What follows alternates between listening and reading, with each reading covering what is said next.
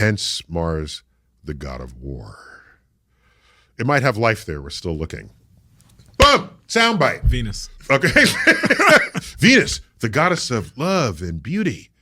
And Venus as an object in the night sky is stupefyingly brilliant.